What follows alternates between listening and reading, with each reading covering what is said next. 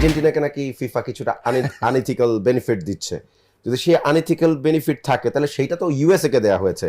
Folarin বালুগান red কার্ডের পরেও তাকে খেলতে দেওয়ার সুযোগটা দেওয়া হচ্ছে এবং কোনো মানে ইথিক্যাল কোনো গ্রাউন্ড নাই সেটা। বস ওভারটার্ন ছিল না, সাসপেনশন ছিল। আচ্ছা আচ্ছা আচ্ছা, যেটা দেওয়া হয়েছে লাল কার্ডটা আচ্ছা সেই ম্যাচে বেলজিয়াম এমন টিম না, ইউএসএ যেই রিদমে ছিল, ইউএসএ যে ফুটবলটা খেলছিল এমন টিম না যে 4 গোল খাওয়া যাবে ইউএসএ। তার মানে যদি এতই পক্ষপাতিত্ব এতই পার্সিয়ালিটি থাকতো তাহলে ইউএসএ কে বেলজিয়াম 4 গোল দিতে পারে না। True, very true. তো গতকালকের ম্যাচ নিয়েও প্রচুর আলোচনা হয়েছে, একাধিক সিদ্ধান্ত, রেফারির সিদ্ধান্ত নিয়ে আলোচনা হয়েছে। ইজিপশিয়ান প্লেয়াররা অনেক স্ট্যাটাস দিয়েছে যে কাপটাই দিয়ে দাও এই সে, এবং তার সাথে সুর মিলিয়ে যারা কিনা আর্জেন্টিনা টিমের হেটার্স আছে তারাও এটা বলছে যে এইটা খেলার আমি মানি না। প্রথম কথা হচ্ছে যে আমি ব্রাজিলের কট্টর সমর্থক, কিন্তু আর্জেন্টিনার হেটার্স না, এটার সাথে আমার কোনো মিল নেই। আমি ফুটবল সমর্থক আসলে বেসিক্যালি। আমি ফুটবলকে ভালোবাসি। এখন ফুটবলকে ভালোবাসতে গেলে you can't avoid Argentina, you can't avoid Messi, you can't avoid Maradona, you can't avoid Batistuta and Caniggia and all. তো ওই জায়গার থেকে যদি বলি ফিফার তো প্রভাব একটা আলাদা জিনিস, কিন্তু খেলার মাঠে কি হবে না হবে এটা তো ফিফা জানে না তখন।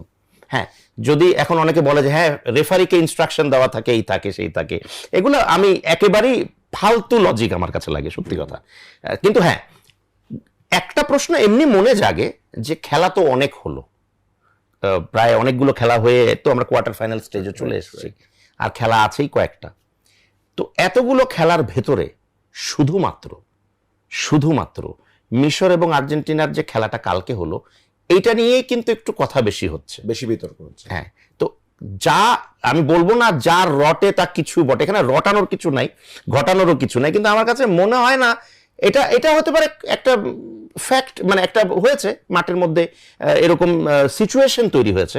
হ্যাঁ হ্যাঁ, আর রেফারি তো মানুষ, রেফারি তো ইয়ের ঊর্ধ্বে না, মানুষকে তো মেশিনের কাছে যেতে হয়েছে। এখানে দাদা কিন্তু চমৎকার একটা পয়েন্ট বলেছেন, হ্যাঁ, যে আর্জেন্টিনার ম্যাচটা নিয়ে কথা বেশি হচ্ছে জাস্ট বিকজ বাংলাদেশে এবং ওয়ার্ল্ড ওয়াইড বড় দুটো দল বাদ পড়ে গেছে, দুটো কন্টেন্ডার বাদ পড়ে গেছে, ইনফ্যাক্ট তিনটা, আর নেদারল্যান্ডসকে ধরলে চারটা। এখন স্পটলাইটে থাকার মতো দল কম। স্পেন আপনি জানেন যে ওদেরকে যদি আমি এমন মনে হয় যে মারামারিও করি তাও ওরা কিছু বলবে না, চুপচাপ থাকে, খুব ভদ্র দল। এমবাপ্পেকে নিয়ে অলরেডি প্যারাগুয়ের এক সাংসদের সাথে কিন্তু তার অলরেডি একটা বচসা চলছে, এবং এটা নিয়ে বড় হেডলাইন আছে বাংলাদেশে। যেহেতু আমরা এগুলো ফলো করি না, মিডিয়ার আমাদের একটা দোষ আছে, আপনিও মিডিয়ার অংশ আমিও মিডিয়ার অংশ, আমাদের দোষ ডিরেক্টলি, এগুলো আমরা হাইলাইট করি না। আমেরিকাটা আপনি বললেন, আচ্ছা রেড কার্ড সাসপেনশন, এবং আমি দাদার কথা ধরেই বলছি যে হ্যাঁ বড় টুর্নামেন্টে আমরা চ্যাম্পিয়ন্স লিগ দেখেছি, ইংলিশ প্রিমিয়ার লিগ দেখেছি, সবগুলো জায়গায় বড় দল এবং বড় খেলোয়াড়দেরকে রাখার চেষ্টা করা হয়।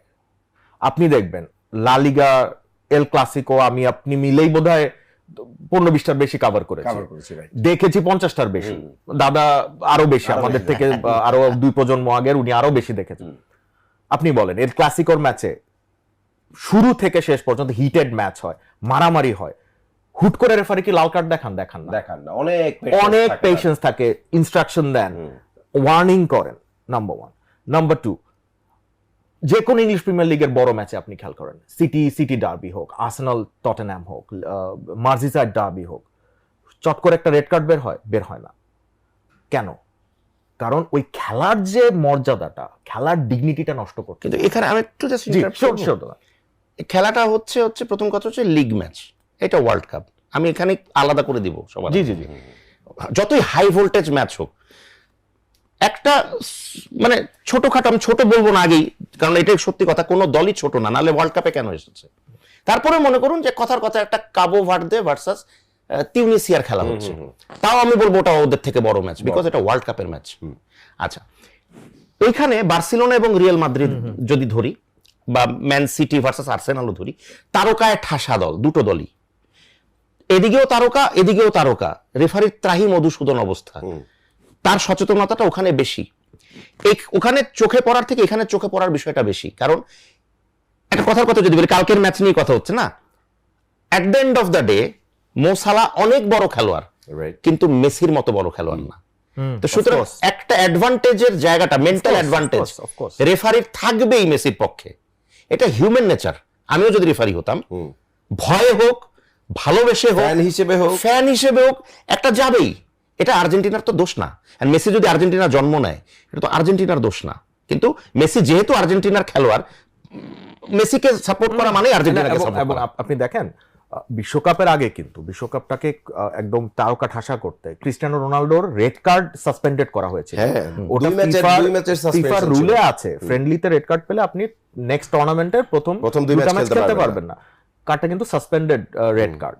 হ্যাঁ, সো এগেন ইট শোজ যে ফিফা অবশ্যই চাইবে তার সেরা খেলোয়াড়রা খেলুক, মানে টুর্নামেন্টের মর্যাদাটা টুর্নামেন্টের মধ্যে আপহোল্ড করতে চায় always। এখন আমরা এটা নিয়ে তর্ক করতে পারি, এটা নিয়ে অনেক আলোচনা হতে পারে, ট্রোলিং হতে পারে, বাট ফ্যাক্টস আর ফ্যাক্টস।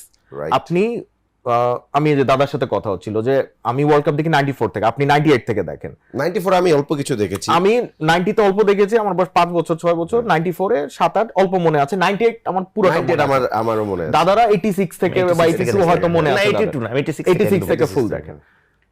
কোন ওয়ার্ল্ড কাপে এখন পর্যন্ত মানে বিতর্ক হয় নাই রেফারিং নিয়ে, এরকম নাই। না, নাই। দেখেন 86 আমি তাও তো যেটা রুবায়েত ভাই এখন ভিএর আসার কারণে আমি ওটা আর একটু না, check আরেকটা করা জিনিস যায়। বলি, হ্যাঁ। আমি একটা জিনিস বলি, 86 ওয়ার্ল্ড কাপে সোশ্যাল মিডিয়া ছিল না, 82 ওয়ার্ল্ড কাপে সোশ্যাল মিডিয়া ছিল না, 90 তে সোশ্যাল মিডিয়া ছিল না, ঠিক আছে? সো আপনি দেখেন 86 এ আমি যে ম্যাচটার উদাহরণ দাদাকে দিয়েছি, যে ব্রাজিল ফ্রান্স ম্যাচে বলা হয় one of the greatest matches in football history, international football. ওই ম্যাচে ব্রাজিলের এগেইনস্টে কতগুলো ডিসিশন গেছে, ফ্রান্স যেটাতে জিতেছিল, রাইট, সেমিফাইনাল গিয়েছিল, কোয়ার্টার ফাইনাল ম্যাচটা, যেটাকে বলা হয় two of the greatest teams in football history সামনাসামনি হয়েছে, প্ল্যাটিনি এগেইনস্ট জিকো আর সক্রেটিস কারেকা। হ্যাঁ, সো ইতিহাসটা উল্টা। মানে আপনি ফুটবলকে ছোট করতেছেন যখন বলতেছেন যে একটা দলকে কিনে ফেলা আসুন, তাহলে কেন আর্জেন্টিনা কিনতে পারতেছে, পর্তুগাল কেন পারতেছে না? মানে যে করাপ্ট থাকে, আমার এই লজিকটা আপনি মাথায় রাখবেন সবসময়, যে ঘুষ খায় সে সবার কাছ থেকে ঘুষ খাবে, সেটা বেশি টাকায় বিক্রি হবে। আর যদি ওই লজিক হয় ভাই, তাহলে ইউএসএ কিন্তু সবাই, তাহলে সবার আগে ইউএসএ, কিন্তু কারণ সবচেয়ে ধনী দল হচ্ছে চায়না, ভারত, তাদের ইকোনমি কত বড়, কত বড়। ভারত সুযোগই পায় না বিশ্বকাপে। যদি পয়সা দিয়ে বিশ্বকাপে এদিক সেদিক করা, হ্যাঁ আমি বলতেছি না ইনফ্লুয়েন্স করা যায় না, that's a different thing. Influence অবশ্যই করা যায়, হ্যাঁ, সেটা বড় খেলোয়াড়দের ক্ষেত্রে, বড় দলের ক্ষেত্রে সবাই পেয়েছে, ক্রিস্টিয়ানো রোনাল্ডো পাচ্ছে, মেসিও পাচ্ছে। এটা নিয়ে আসলে yes of course it's world cup time, এখন এগুলো নিয়ে বিতর্ক হবে। তবে একটা কথা মাঝখানে আবার একটু বলি, হোক আর্জেন্টিনাই জিতেছে, জেনুইনলি জিতেছে, ধরে নিলাম এটাই সত্য, কিন্তু আমরা কি তাহলে এতটুক তো বলতে পারি যে মিশরের একটু ব্যাড লাকও ছিল? কোর্স এইটুক তো স্বীকার আমরা করবো। তাই না? অফকোর্স খেলার দেখেন, মানে খেলা আমরা যারা দেখি, দাদা আর্ডেন ফুটবল ফ্যান, আমি জানি, আমি আর মাহাদি, অফকোর্স স্পোর্টের একটা বড় পার্ট হচ্ছে লাক ভাই। লাক মানে ছাড়া আসলে আপনি অসম্ভব। ডোনাল্ড ব্র্যাডম্যান 99.94, লাস্ট ম্যাচে জিরো করে হলিসার বলে বোল্ড হয়ে গেছিলেন, 4 রান দরকার ছিল, তাহলে 100 হতো।